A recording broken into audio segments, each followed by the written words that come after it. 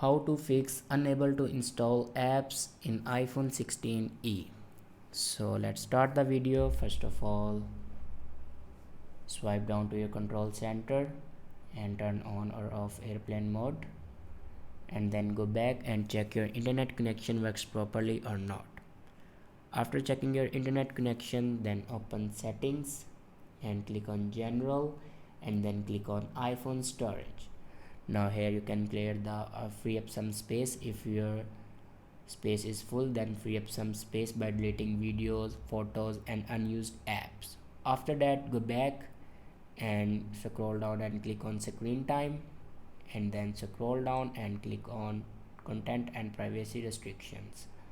Now turn this button off. After turning this button off, your problem will be fixed. I hope this video is helpful for you. Thanks for watching.